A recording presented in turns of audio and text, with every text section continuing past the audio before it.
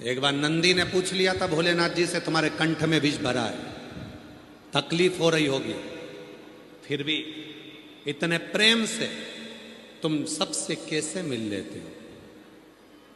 शिव कहते हैं अपने दर्द को, अपने दुख को किसी को कह भी दूंगा तो वो मेरा दुख थोड़ी ना आधा कर देगा।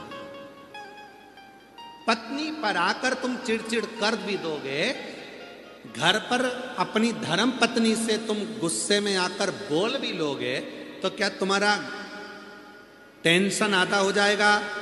जम के बोलो रे भाई, हो जाएगा क्या? नहीं हो सकता। जब पत्नी को बोलने पर भी तुम्हारा टेंशन आधा नहीं हो सकता, भाई को बोलने पर भी तुम्हारा टेंशन आधा नहीं हो सकता, रिश्तेदारों को बोलने पर भी तुम्हारा टेंशन आधा नहीं हो सकता, तो तुम अपने टेंशन को जगत में क्यों कहो? कितना सुंदर कहा है। हो सके तो अपने अड़ोसी पड़ोसी को भी बोलना ये वाली बात। कौन सी? सोना घर से जाए, आभूषण घर से जाए, चलेगा। कपड़े घर से जाएं, चलेगा। बर्तन घर से जाएं, चलेगा, पर घर की बात घर से जाए ये कभी नहीं चलेगा।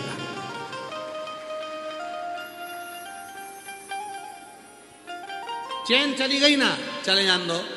अंगूठी चली गई ना, चले जान दो। घर से कपड़े चले गए ना, चले जान दो। बर्तन चले गए ना, चले जान दो। घर से सामान चले गया, चले जान दो, पर घर की बात घर से कभी नहीं जाना चाहिए। क्यों? जब घर की बात बाहर चली जाती है तो फिर ये सारा घाटा तो अपनी जगह है। जब घर की बात घर से चली जाएगी, अंदर की बात बाहर चली जाएगी, तो वो घाटा लगेगा जो जिंदगी में कभी सह नहीं पाओगे। इसलिए धन गया जान दो, आभूषण गए जान दो, कपड़े गए जान दो, बर्तन गए जान दो, हाथ की घड़ी चली गई घर से, कोई बात नहीं, पर घर की बात घर से निकल कर नहीं जाना चाहिए। घर की बात घर में रहना चाहिए। चिड़चिड़ करो, पर याद रखना, तुम्हारे चिड़चिड़ करने से, तुम्हारे टेंशन बोलने से, देने से क्या तुम्हारा टेंशन आधा हो जाएगा? नहीं होगा। तुम्हारा डिप्रेशन आधा हो जाएगा? नहीं होगा। तुम दूसरे को टेंशन देकर करना क्या चाहते हो? इसलिए एक काम करो, बाहर शंकर जी जैसे हो जाओ। कंठ में विष है पर मस्तक पर गंगा है, इसलिए मुस्कुराकर चलते हैं। मेरे ओ घरदानी, कितना भी टेंशन हो, घर में आओ तो सिर पे गंगा लेकर आओ, भेजा ठंडा कर कर आओ, इतने मस्त होकर आओ कि कितना भी गुस्सा, कितना भी चिड़चिड़, कितना भी क्लेश, घर में आते से तुरंत आवाज लगाकर अपनी पत्नी को, क्यों आज तूने दाल बनाई क्या? वही जो पहले बनाई थी, बहुत शानदार बनी थी, वैसी बना ना तू। बच्चों के साथ इधर आओ रे, आओ मेरी गोदी में बैठो, इधर आओ, बच्चों के साथ गेम खेलो, थोड़ा एंजॉय करो, हंसी मजाक करो। मालूम पड़े दुकान से आए, ऑफिस से आए और मुसद्दी लाल जैसे बैठ गए। पत्नी चाय लेकर आई तो चिल्ला के ठंडी लेके आ गई, चिड़चिड़ कर रहे, जरा सा कुछ बोल दिया चिड़चिड़ कर रहा, बच्चा खेल रहा था उसमें चिड़चिड़ कर रहा, माँ ने कुछ बोल दिया चिड़चिड़ कर रहा, पापा ने कुछ बोल दिया चिड़चिड़ कर रहा। अरे भाई, घर में आया है ना, बाहर था ना, घर में आए हो ना, चेहरे पर स्माइल रखना। सारी समस्या का हल एक लोटा जल है। उसी तरह घर की सबसे बड़ी समस्या क्रोध का हल भी तुम्हारे चेहरे की मुस्कुराहट है। तुम मुस्कुराहट दोगे तो मुस्कुराहट में प्रसन्नता। भूल गए लोग, दुनिया भूल गई। आजकल लोग बंदर से कहते हैं दांत दिखा, और घर में खुद नहीं दिखा पाता।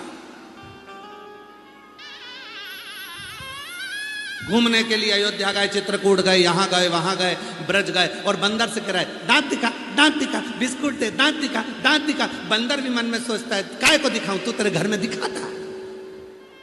घर में तो मुसद्दी लाल जैसा रहता, एकदम आकड़ में, गुस्से में, चिड़चिड़ कर कर, क्रोध कर कर, अपशब्द बोलकर।